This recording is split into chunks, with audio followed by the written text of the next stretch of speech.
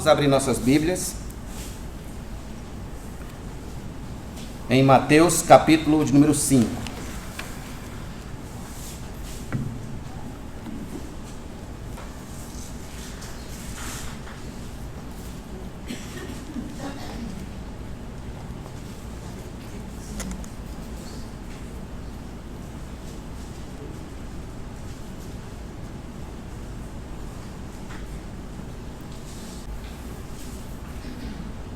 No domingo passado, nós fizemos uma introdução sobre a importância e a urgência que nós temos de estudar sobre as bem-aventuranças. Nós falamos, em primeiro lugar, que devemos estudar as bem-aventuranças por causa da condição em que a Igreja de Cristo se encontra nos dias de hoje, de um modo absolutamente superficial. Essa foi a razão. Em segundo lugar, nós falamos o que são as bem-aventuranças, e nós demos 5 definições sobre o que são as bem-aventuranças, ou pelo menos definimos nesses 5 aspectos. Em primeiro lugar, as bem-aventuranças são o padrão de vida dos cristãos, ou seja, os crentes devem ser daquele modo. Em segundo lugar, são as expressões práticas, externas, do caráter, da essência de um homem e de uma mulher de Deus. Em terceiro lugar, nós falamos que antes de ser um estilo de vida ético e moral de alguém, é um estilo de vida espiritual, absolutamente espiritual. Declaramos também, em quarto lugar, que a linha divisória que o Novo Testamento considera entre o que é a igreja e o que é o mundo pode ser encontrada exatamente em alguém que vive as bem-aventuranças. E em quinto e último lugar, nós falamos que as bem-aventuranças são o distintivo de qual reino o crente pertence. Muito bem. Como em todo estudo feito esse, nós começamos do geral para o particular. Do geral, nós falamos na semana passada, que foi a introdução de algo de uma forma bem geral. A partir de agora nós vamos entrar nos particulares, nos detalhes das bem-aventuranças. Vamos nos aprofundar agora de bem-aventurança a bem-aventurança, para a gente aprender o que nosso Senhor quer nos ensinar aqui. Então, em primeiro lugar, vamos começar pelo começo. Veja comigo o versículo número 3, por favor. Bem-aventurados os pobres em espírito, os humildes de espírito, ou os pobres de espírito, como diz outras traduções, porque deles é o reino dos céus. Preste atenção.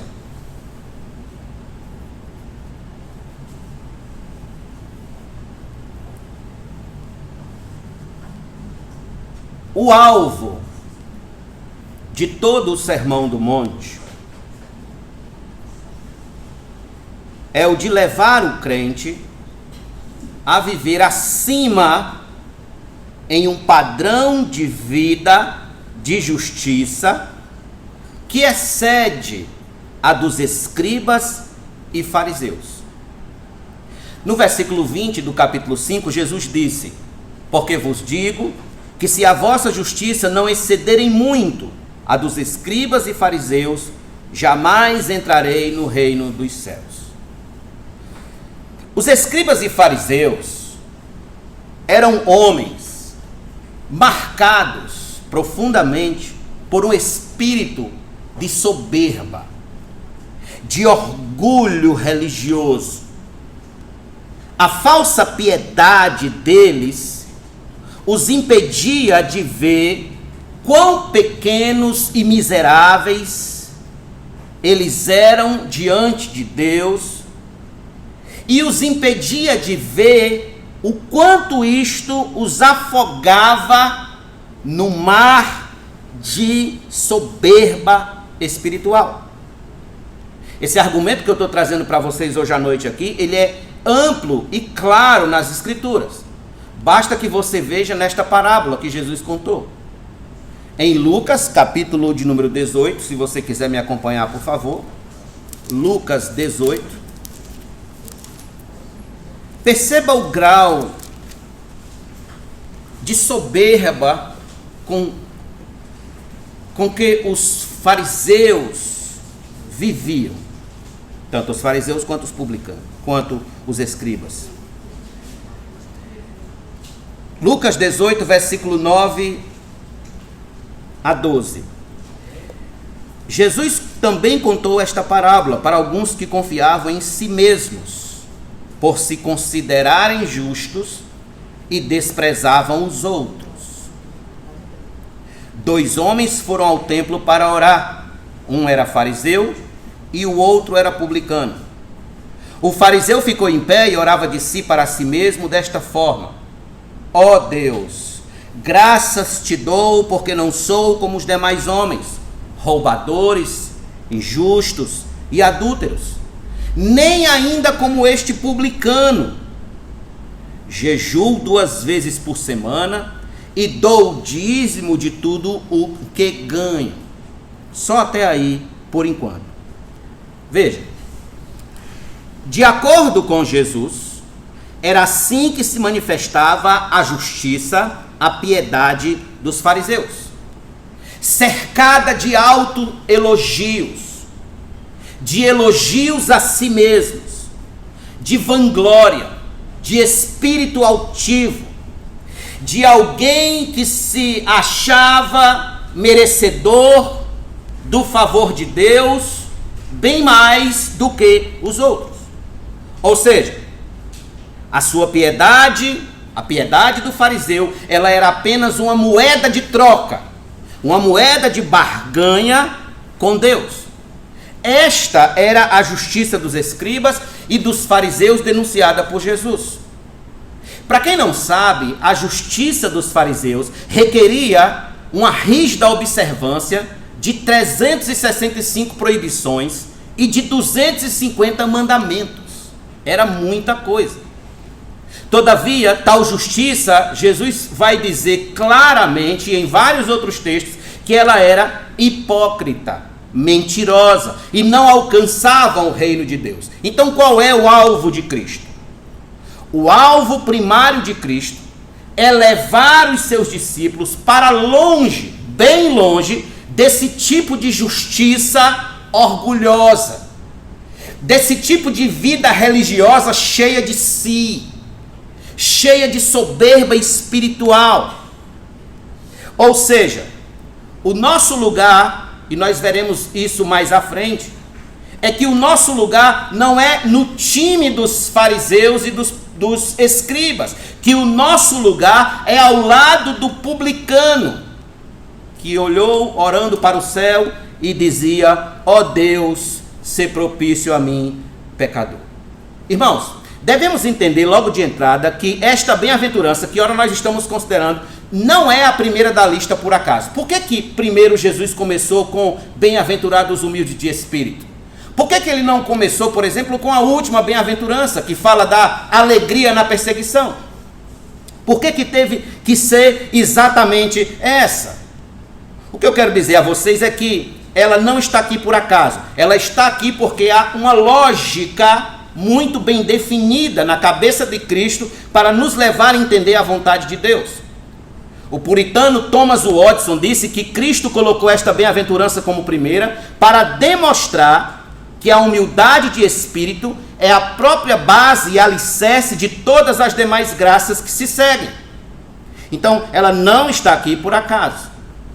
Nosso Senhor, de maneira muito bem organizada, começou com esta bem-aventurança porque sabia, ouça isso, sabia que nenhum homem chegará à segunda bem-aventurança, que é o choro de arrependimento, ou à terceira bem-aventurança, que é a mansidão, ou a quarta, ou a quinta, ou a sexta bem-aventurança, sem antes este homem se enxergar como um miserável pecador diante de Deus. De modo que ninguém pode alcançar o reino de Deus se não começar com uma atitude de humildade no seu interior. Com a atitude de pequenez em seu coração, reconhecendo-se como um falido espiritual. E esta é a atitude do homem que se enquadra nesta bem-aventurança. É que esse homem, enquanto mais procura algo de bom em si mesmo, mais ele enxerga a sua vergonha e a sua miserabilidade espiritual. O humilde de espírito aqui é o homem que reconhece a sua decadência espiritual, a sua necessidade de socorro, e por isso ele está totalmente dependente do favor divino. Em outras palavras, vamos melhorar a questão. Para que entendamos melhor o que significa ser humilde de espírito, vamos agora fazer o que se faz numa necrópsia. Vamos separar as partes. Então, vamos dividir aqui as palavras e encontrar o sentido de cada palavra e por que ela foi empregada aqui. Jesus começa dizendo: bem-aventurados os humildes ou os pobres de espírito. Preste atenção. No grego, a palavra humilde ou pobre, que está traduzida aqui no português, é pitochos. Pitochos. Ela vem de uma raiz que significa encobrir ou encolher-se. Esse termo, ele descreve a pessoa de um mendigo, desesperadamente envergonhado, até para deixar que sua identidade seja revelada como mendigo. Então, na prática, se dava assim: para o tal mendigo, era tão humilhante confessar que nada tinha, e que por isso, por nada ter, dependia do outrem, que o próprio ato de mendigar já o rebaixava ainda mais. Por isso é que ele encobria o rosto, encolhia-se e acovardava-se quando estendia a mão para pedir uma esmola. Ele tinha vergonha de ser reconhecido. Quer dizer, este homem aqui, o pobre de espírito, nesses termos gregos, é alguém tão pobre e tão miserável que precisa mendigar vergonhosamente para sobreviver. É o mendigo dos mendigos. Aquele mendigo que até para pedir esmola, ele reconhece que não é digno que ninguém lhe dê nada. Ele reconhece que não é merecedor de nada.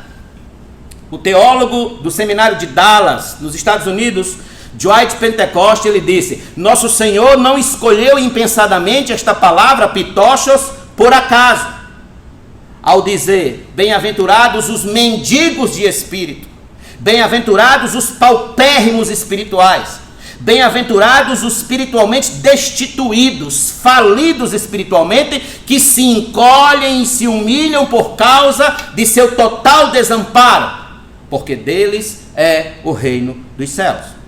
Veja, este termo que Jesus usou aqui para pobre, que é o mendigo dos mendigos, vai ser usado, é o mesmo termo que vai ser usado lá na conhecida parábola, aliás, não é parábola, desculpa, na conhecida história do rico e do Lázaro.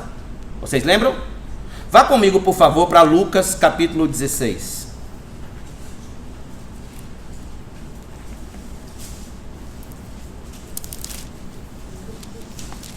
Lucas 16,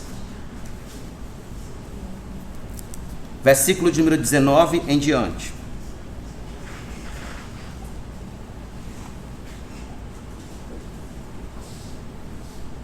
Ora, havia certo homem rico que se vestia de púrpura e de linho finíssimo, e que se alegrava todos os dias com grande ostentação. Havia também certo mendigo, é a mesma palavra no grego que se refere lá aos humildes de espírito e aos pobres de espírito, pitochos, chamado Lázaro, coberto de feridas, que ficava deitado à porta da casa do rico. Este desejava alimentar-se das migalhas que caíam da mesa do rico, e até os cães vinham lamber-lhe as feridas. E aconteceu que o mendigo, Mais uma vez a palavra é usada aqui. Morreu e foi levado pelos anjos para junto de Abraão. Morreu também o rico e foi sepultado. Por duas vezes Jesus usa a mesma palavra para designar Lázaro como um mendigo, alguém totalmente destituído de qualquer coisa que pudesse lhe ajudar no sustento diário. Lázaro, assim como o pobre dessa bem-aventurança, e é aqui onde nós temos que fazer uma ligeira distinção.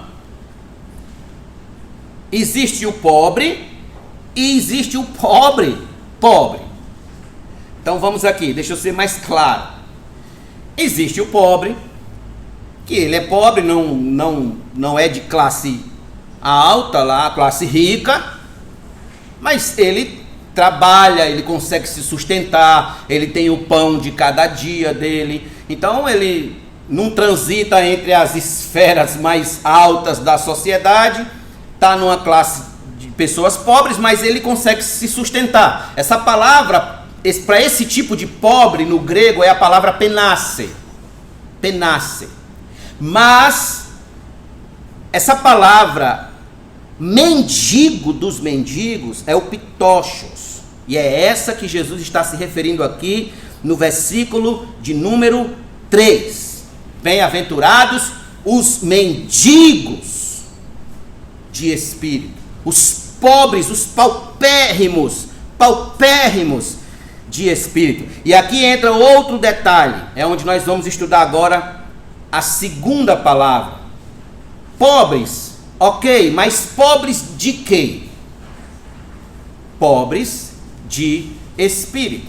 Eu sei que no Brasil nós temos uma ideia de que a pessoa pobre de espírito é alguém mesquinho, baixo, né? Aquela pessoa cheia de malícia. Como você é pobre de espírito? A gente então tem dá essa conotação à ideia. Mas aqui não é isso que Jesus está dizendo. Quando Jesus fala dos mendigos de espírito, Jesus está tratando da nossa situação espiritual, da nossa condição espiritual. É uma referência à vida interior do indivíduo.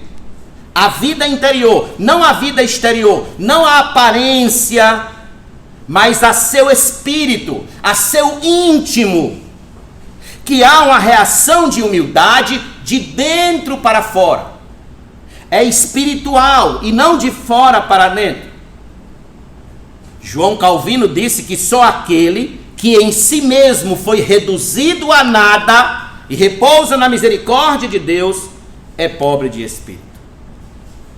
Só aquele que reconhece que não é nada diante de Deus é o que é pobre de espírito.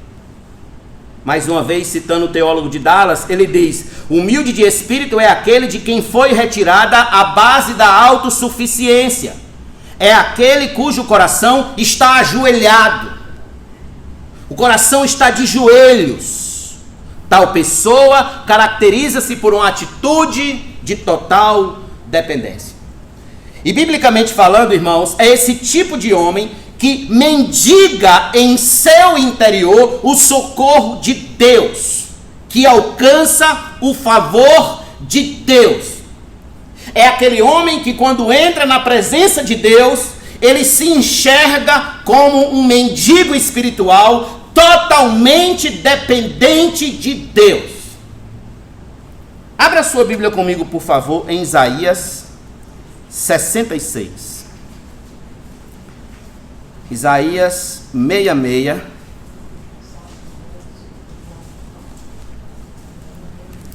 Versículo de número 2.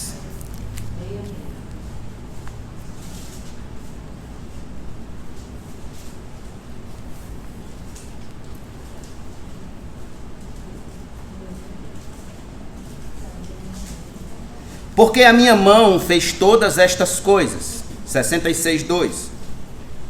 E todas vieram a existir, diz o Senhor.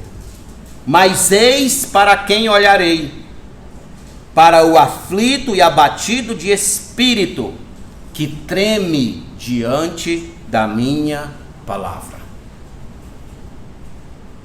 Agora vá para o Salmo de número 34. Salmo 34. Nós acabamos de ver para quem Deus olha.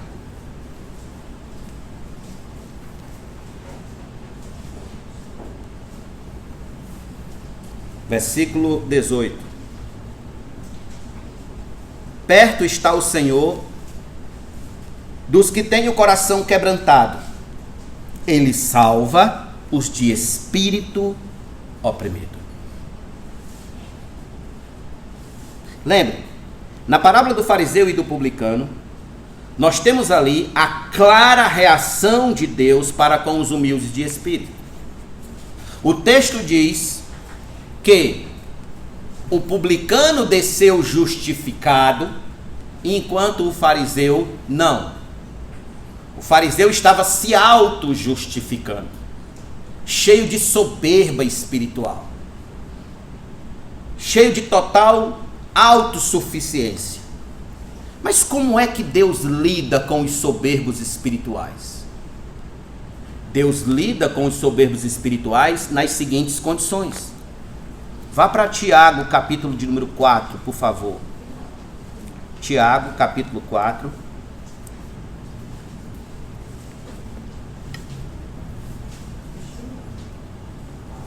Versículo número 6.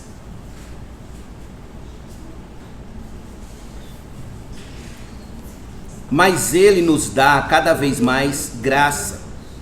Por isso diz: Deus resiste aos soberbos, mas dá graça aos humildes. Veja lá Isaías. Ele olha para os de espírito quebrantados, humildes de espírito. Lá no Salmo 34, 18. E veja aqui agora como ele lida com os soberbos espirituais e com os humildes espirituais. A primeira carta de Pedro, capítulo de número 5, se você está em Tiago aí, é só ir para a carta vizinha. Primeira carta de Pedro, capítulo 5, versículos números 5 e 6. Está escrito: peço igualmente aos jovens, estejam sujeitos aos que são mais velhos, que todos se revistam de humildade no trato uns com os outros, porque Deus resiste aos soberbos, mas dá graça aos humildes. Portanto, humilhem-se debaixo da poderosa mão de Deus, para que ele em tempo oportuno vos exalte. É assim que Deus enxerga essas duas classes de pessoas. A uns ele devota o seu prazer, a outros o seu juízo. Pastor, quais são as características de um homem humilde de espírito? Quais são as características de uma pessoa humilde espiritualmente? Em primeiro lugar, anote aí, a primeira característica: ele reconhece a sua falência espiritual. Ele reconhece a sua falência espiritual. Quer deixar alguém nervoso? Chame de falido. Tu és um falido. A pessoa pega ar. Então, o humilde de espírito, ele reconhece a sua falência espiritual, a sua decadência, a sua pobreza, a sua mendicância espiritual. Permitam-me ilustrar o que eu quero dizer com dois exemplos claros. O primeiro vem do Antigo Testamento e o segundo do Novo. No primeiro nós temos o caso de Isaías. Isaías foi um profeta messiânico, teve muitas visões e revelações, mas teve uma que lhe deixou perplexo, que lhe deixou aturdido, desesperado. Então em Isaías 6,5 está registrado, quando ele teve a visão do trono de Deus, ele disse: ai de mim, estou perdido, porque sou um homem de lábios impuros, habito no meio de um povo de impuros lábios, e os meus olhos viram o Rei, o Senhor dos Exércitos. Isaías, a quem Deus deu profundas e grandiosas revelações, o profeta messiânico. Percebam como ele se sentiu na presença do Senhor. Veja em que estado de espírito ele ficou ao contemplar o Rei dos Reis. Totalmente maravilhado, encantado, extasiado e preocupado, porque ele olhava para Deus e via toda a grandeza de Deus, a beleza de Deus, a supremacia de Deus, mas ele olhava para si mesmo e enxergava apenas a escuridão da sua alma. O meu segundo exemplo vem do Novo Testamento, da parte de um homem chamado Paulo. Paulo foi um homem, antes de ser Paulo, Saulo, foi um homem muito soberbo espiritualmente. Ele era um homem muito soberbo. Ele se achava melhor do que todo mundo, melhor do que todos. De que ele tinha uma teologia melhor, de que ele tinha uma bandeira melhor a defender espiritualmente. Mas veja depois da sua conversão, como ele considerou tudo isto em sua vida por amor a Cristo. Abra sua Bíblia comigo em Filipenses. Achar Paulo em Isaías está ruim. Filipenses, capítulo de número 3, do verso de número 4 em diante.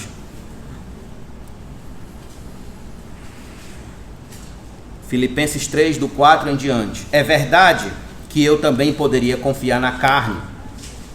Se alguém pensa que pode confiar na carne, eu ainda mais. Olha o que ele diz. Fui circuncidado no 8º dia, sou da linhagem de Israel, da tribo de Benjamim, hebreu de hebreus. Quanto à lei eu era fariseu, quanto ao zelo perseguidor da igreja, quanto à justiça que há na lei, irrepreensível. Mas o que para mim era lucro, isto considerei perda por causa de Cristo. Na verdade, considero tudo como perda por causa da sublimidade do conhecimento de Cristo Jesus, meu Senhor. Por causa dele perdi todas as coisas e as considero como lixo. Em outra tradução traz refúgio, para ganhar a Cristo e ser achado nele, e não tendo justiça própria que procede de lei, mas aquela que é mediante a fé em Cristo, a justiça que procede de Deus, baseada na fé. O que eu quero é conhecer Cristo e o poder da sua ressurreição, tomar parte nos seus sofrimentos e me tornar como ele na sua morte, para de algum modo, quem está dizendo isso é Paulo, para de algum modo alcançar a ressurreição dentre os mortos. Olha quem ele era e olha quem ele se tornou: cheio de si, soberbo, orgulhoso, mas termina dizendo que não tem mais nada por amor de Cristo. Toda a soberba espiritual dele foi-se embora, ao ponto dele dizer isso aqui a Timóteo, no capítulo 1, versículo de número 5.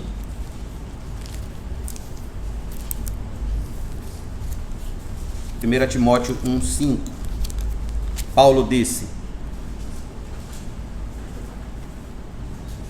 1:15, desculpa.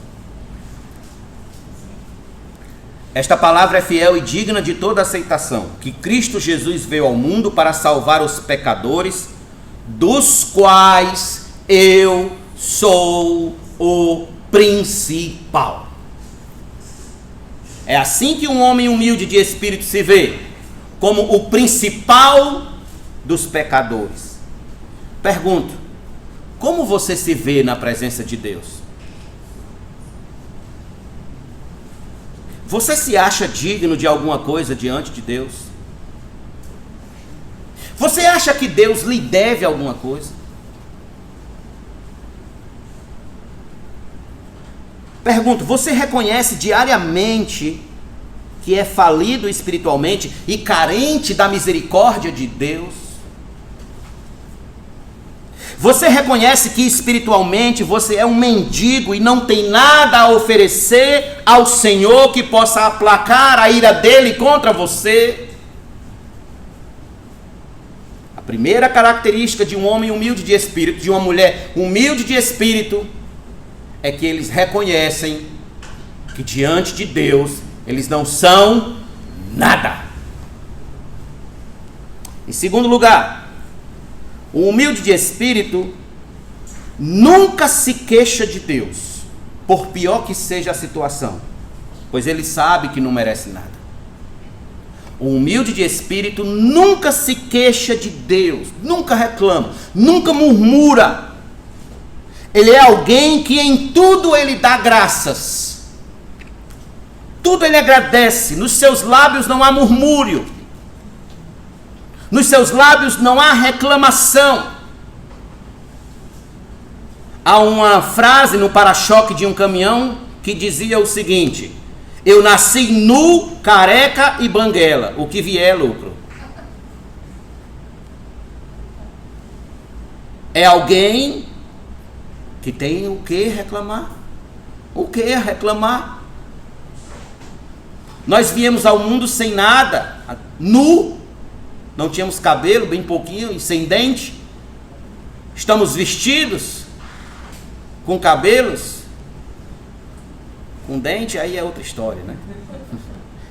Mas mesmo assim nós tivemos dentes. O que ocorre é que Deus nos deu essa condição. Nós não temos o reclamar.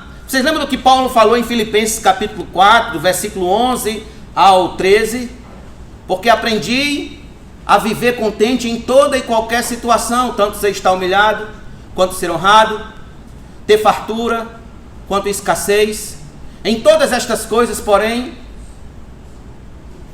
em todas, aprendi. Ele disse, eu aprendi. Aí no final ele declara, em Cristo posso todas as coisas.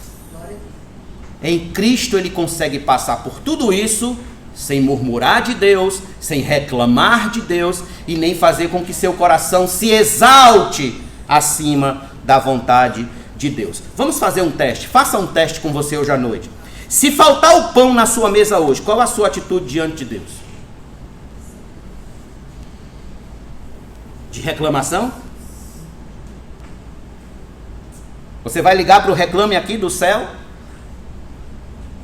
Se lhe faltar saúde, qual a sua reação para com Deus? Se um câncer lhe atacar,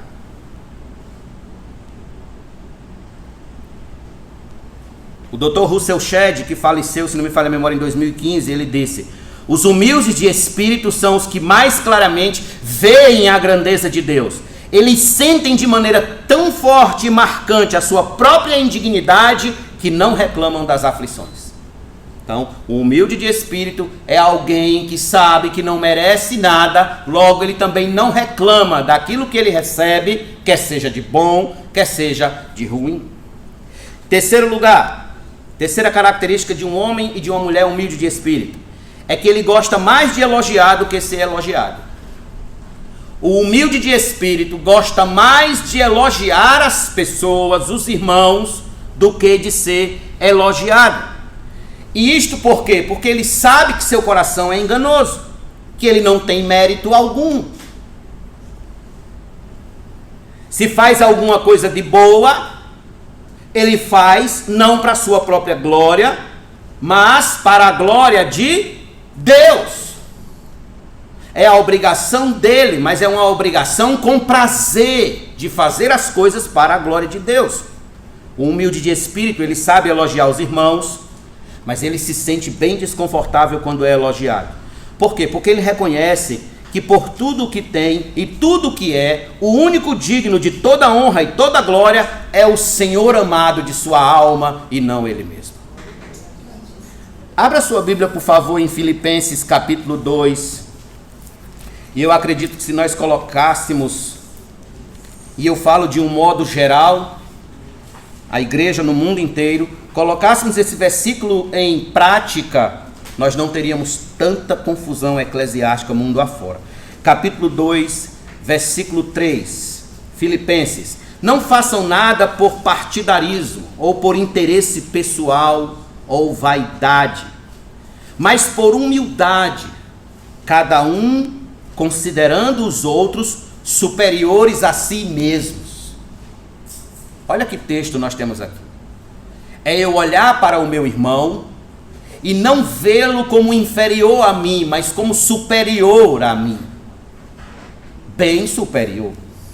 Em Romanos capítulo 12, se você quiser me acompanhar, por favor, Romanos 12, versículo número 16, o apóstolo Paulo declarou: tenham o mesmo modo de pensar de uns para com os outros.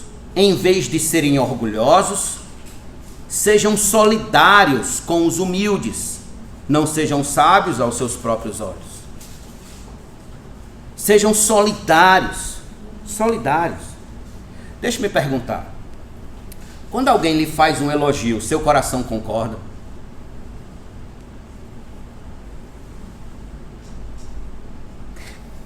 O seu espírito se eleva quando dizem algo de bom sobre você?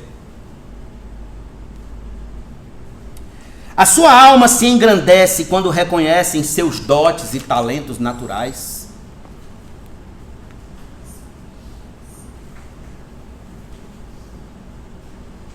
Examine-se a si mesmo e veja em que grau de elevação fica seu espírito quando lhe fazem um elogio. Eu não estou dizendo que é errado elogiar alguém, não é isso. Por favor, não me entendam mal. Pelo contrário, Paulo acabou de dizer que nós devemos considerar uns aos outros superiores a nós mesmos. Nós devemos sim dizer o quanto as pessoas, o quanto o trabalho de um irmão foi bom, foi especial, etc. O cuidado que eu estou trazendo a vocês aqui é quando a gente recebe esse elogio, como que fica o nosso coração. O coração de quem está sendo elogiado. Porque é aí onde está o perigo. Eu elogio a alguém e de repente aquela pessoa sai se achando melhor que todo mundo por causa daquele elogio. É aí onde está o perigo. Não é que eu não deva elogiar, é a atitude que eu devo ter quando elogiado. Porque você será elogiado mais cedo ou mais tarde. Alguém vai dizer que você fez um bom trabalho, alguém vai falar uma coisa boa, alguém vai chegar até você. Sabe aquele ditadozinho que de grão em grão a galinha enche o papo? Muito bem. Um elogio hoje, um elogio amanhã, um elogio depois, e um elogio depois, e outro depois, e outro depois, e de pouquinho em pouquinho, e você não vigia seu coração, então seu coração vai se enchendo de si mesmo, e você chega ao ponto de achar que todo mundo depende de você. Que você é insubstituível. Como aquele pregador que eu já falei aqui para vocês, que ele disse em uma das cruzadas, levantou sua Bíblia alto e disse: Deus, tu precisa de mim.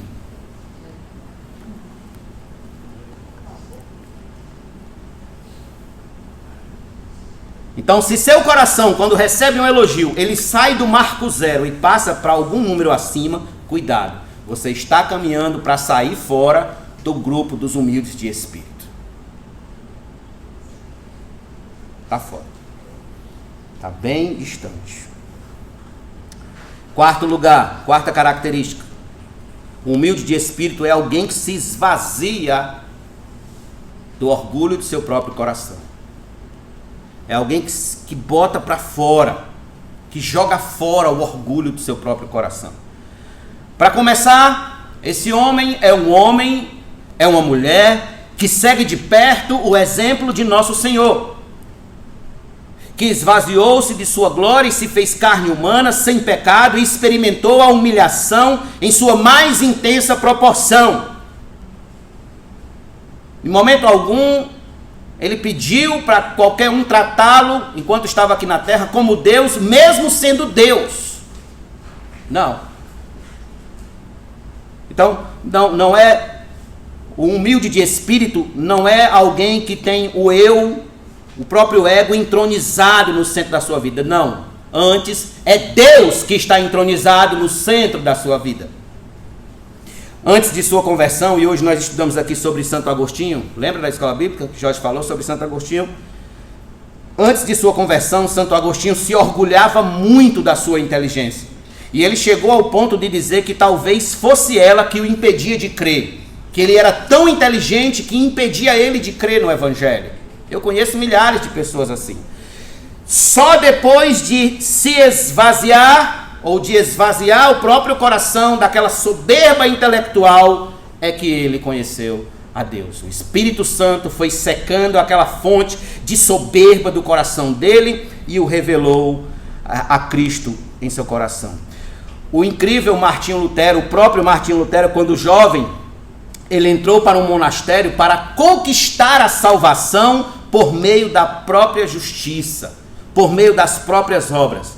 Quando percebeu um sentimento de constante fracasso, depois de muitos anos, ele foi forçado a reconhecer a sua própria incapacidade de agradar a Deus. E só depois que ele reconheceu a sua falência espiritual, foi que ele entendeu que não era pela justiça própria dele que ele ia ser salvo, mas pela justiça de Cristo conquistada na cruz do Calvário. Preste atenção, o humilde de espírito é alguém completamente destituído, vazio de autossuficiência, de autoconfiança, de pessoas que não são humildes de espírito, elas são cheias de altivez. Esse não é o caso do humilde de espírito. O humilde de espírito, ele não age por essa sintonia. Pelo contrário, como disse o Dr. Martin Lloyd Jones, esta bem-aventurança indica um esvaziamento. Não poderemos ser cheios enquanto não formos primeiramente esvaziados. Não se pode encher de vinho novo um odre cujo conteúdo ainda não tenha sido despejado. Essa, pois, é uma das afirmativas que nos fazem recordar que existe uma espécie de esvaziamento antes que possa haver um enchimento. Você não pode encher um balde de água cheio. Ele tem que estar vazio. Da mesma forma somos nós. Nós temos que nos esvaziar desse orgulho do coração humano. Jogar isso de lado. Entendendo que sem Cristo nós não somos nada, absolutamente nada. Quando Jesus disse, sem mim nada podeis fazer, ele sabia o que estava dizendo, e de fato, sem ele, o que nós somos? Absolutamente não somos nada. Responda para você mesmo, o que precisa ser despejado fora do seu coração? O que precisa ser deixado de lado? Do que você precisa se esvaziar urgentemente, a fim de que Deus encha a sua vida. Encha completamente. Pense. Pastor, como eu me torno humilde de espírito? Eu falei na semana passada que as bem-aventuranças não é algo que qualquer homem pode botar em prática. Não, absolutamente não.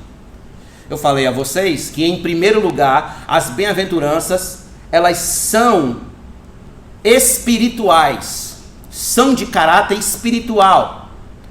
Logo, em primeiro lugar, precisa haver de fato uma ação do Espírito Santo no seu coração, para que você comece a se enxergar como um miserável pecador. Primeiro ponto. Mas se você já é crente, então observe esses dois pontos. Primeiro, olhe menos para si e olhe mais para Deus. Olhe menos para si e olhe mais para Deus. Tire de cima de você toda a sua atenção. Coloque a sua atenção totalmente em Deus. Focalize em Deus. Olhe somente para Ele e você enxergará o quão pequeno você é. Uma das artimanhas do diabo é fazer com que a gente olhe mais para nós mesmos do que olhe para Deus. Que a gente olhe mais para as nossas necessidades, nossos talentos, nossos dotes, nossa riqueza, nosso dinheiro, nossa vaidade, do que para Deus e sua glória. C.S. Lewis, um cristão do século passado, ele escreveu um livro chamado Cartas do Inferno. E nesse livro, Cartas do Inferno, é um diálogo entre o diabo e um demônio aprendiz. Então o diabo, chamado lá pelo nome de Morcegão, ele escreve ao seu sobrinho, cujo nome lá no livro é Cupim, e diz o seguinte: faça o seguinte com os homens: em todas as atividades favoráveis a Deus, volte a mente dos homens para si mesmos. Esse é o trabalho do diabo, fazer com que a nossa mente se volte para nós mesmos, e a gente viva uma vida inteira olhando para nós mesmos, focados em nós mesmos e não em Deus. O resultado disso é que a nossa visão é curta e só enxerga o caos. Porque quanto mais nós olhamos para nós mesmos, mais o caos é perceptível. Mas quando nós olhamos para Deus, quando começamos de fato a enxergar Deus, por meio da leitura das Escrituras, por meio da oração, por meio das ordenanças, por meio do que o Senhor tem feito por nós, por meio da igreja, quanto mais a gente se aproxima de Deus, mais humildes de espírito nós nos tornamos, mais encontramos beleza na santidade de Deus, mais encontramos encanto, mais vivemos de uma maneira maravilhosa. Mais uma vez, permita-me citar aqui o Dr. Martin Lloyd Jones. Não estamos aqui considerando um homem face a face com outro homem, mas estamos considerando um homem frente a frente com Deus.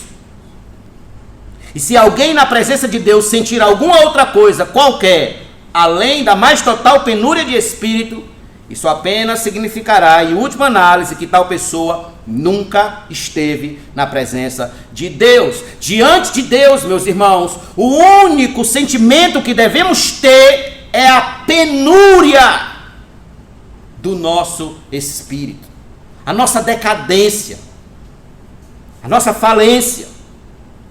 Por isso que nós devemos olhar mais para Ele e menos para nós, bem mais para Ele.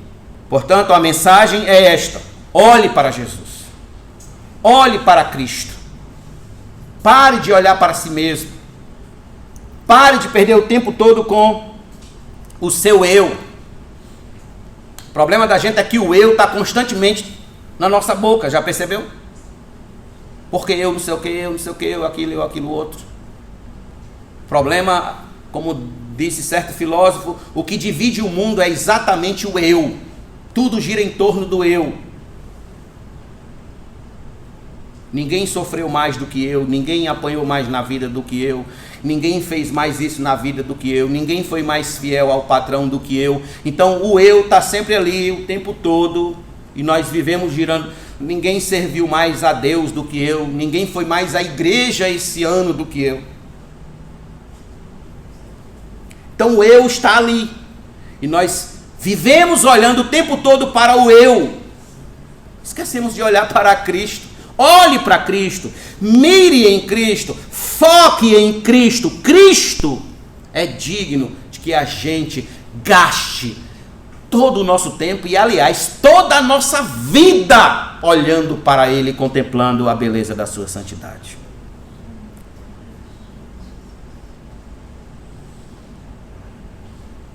Olhe menos para si mesmo. Em segundo lugar, é que alguém se torna humilde de espírito praticando a percepção de Deus todos os dias. Você precisa praticar isso. Você precisa colocar em prática. Irmãos, oração é como banho. Leitura bíblica é como banho. Comungar com os irmãos, com a igreja, é como banho. Servir ao Senhor é como banho. Você pode deixar de tomar banho? Por quanto tempo vão aguentar você por perto, se você deixar de tomar banho? Da mesma forma é se você deixar de praticar a presença de Deus. Se você deixar de praticar a leitura bíblica. Se você deixar de praticar a oração. Se você deixar de praticar a comunhão com os irmãos. Se você deixar de praticar a vida com Deus, é uma questão de tempo, para que o fedor dos seus pecados comecem a ser percebidos por quem está ao lado. É uma questão de tempo. Vocês lembram do que eu falei aqui na quarta-feira agora? A importância de nós começarmos como a sogra de Pedro, servindo ao Senhor a partir da nossa casa, de dentro da nossa casa. E assim a gente começa sendo sal e luz ali, para ser sal e luz lá fora. Então você começa organizando a sua vida com Deus, ali no seu lar, na sua casa, com a sua família, com a sua igreja, com o seu povo, com os seus irmãos. E assim você vai conseguir ser sal e ser luz diante do mundo. Você precisa praticar a presença de Deus. A humildade de espírito é uma virtude que nós não nascemos com ela. Você pode ter nascido com os seus olhos lindos e com o seu sorriso colgate, mas você não nasceu pobre de espírito. E você precisa cultivar. Vá para Filipenses 4, por favor. Renata leu isso aqui no começo.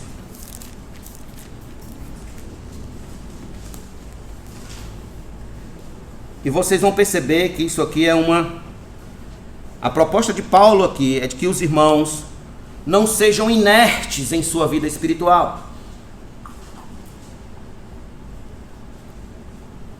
Não sejam inertes.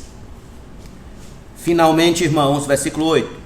Tudo o que é verdadeiro, tudo o que é respeitável, tudo o que é justo, tudo o que é puro, tudo o que é amável, tudo o que é de boa fama, se alguma virtude há, se algum louvor existe, seja isso o que ocupe o pensamento de vocês. Veja como Paulo remete todo o nosso pensamento para Deus, para os valores de Deus, para as coisas de Deus, para a vontade de Deus, e não para nós mesmos, e não para o nosso eu. Para que a gente cultive isso, para que a gente ocupe a nossa mente com isso.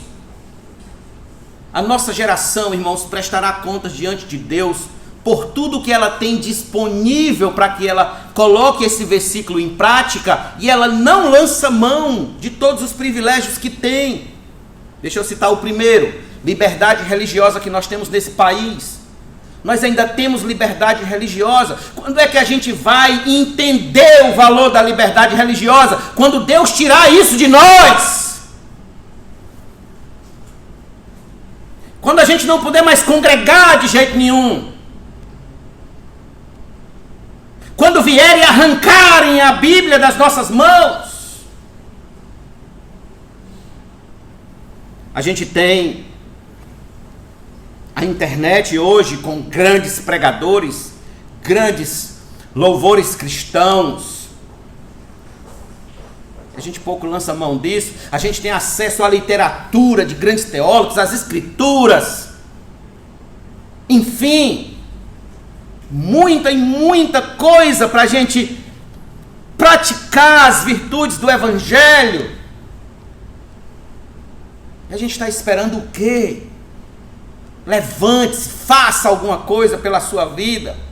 Pare de esperar tempo bom. Não vai chegar tempo bom, não vai. Faça agora, faça hoje alguma coisa. Desperte enquanto é tempo. Não vai chegar tempo bom. Quando chegar o tempo bom, quando a chuva parar, quando o sol não arder tanto. Não. Cristo é a promessa de tempo bom, e só na eternidade nós teremos tempo bom. Até lá, nós teremos que lutar diariamente, praticar a presença de Deus diariamente. Até lá nós estaremos naquela situação meio que Caim estava, quando Deus disse para Caim: Caim, o teu pecado está à porta, e ele vai querer dominar você.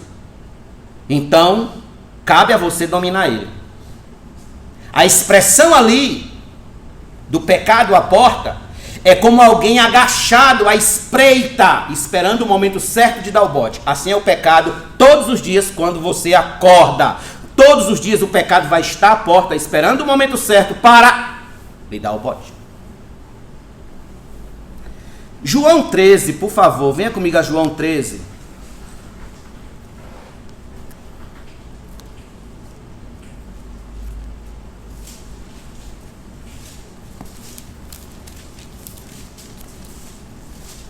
versículo número 17.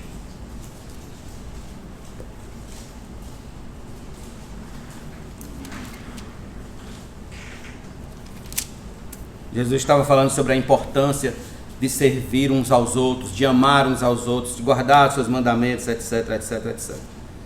E ele diz: se vocês sabem estas coisas, bem-aventurados sois, bem-aventurados serão se as praticarem. Então, se você sabe agora como colocar, como desenvolver cada vez mais na sua vida esta virtude da humildade de espírito, bem-aventurado você será se você praticar. Bem-aventurado você será. E Jesus disse claramente que o fato de cultivarmos esta virtude terá como bênção final o reino dos céus, o seu governo. Lembra de quando a gente estudou as cartas da igreja do Apocalipse? Lembram das promessas de que os santos governarão com Cristo no seu reino? Bem-aventurados os humildes de espírito, porque deles será o reino dos céus. Pois bem, que Deus tenha piedade de nós, irmãos. Que Deus nos ache em sua presença, em atitudes de humildade, com um coração ajoelhado, com um coração de joelhos diante de Deus, reconhecendo o tempo perdido, o tempo todo que já perdemos na vida, gastando com o nosso próprio eu e não com Cristo. A partir de hoje, olhe mais para Cristo. Na sua oração matinal, ao acordar, diga: Senhor, me ajuda a olhar mais para Ti durante todo esse dia. Me ajuda a lembrar mais de Ti e menos de mim. Não a nós, Senhor, não a nós, mas ao Teu nome da glória. Amém? Vamos ficar de pé, vamos orar.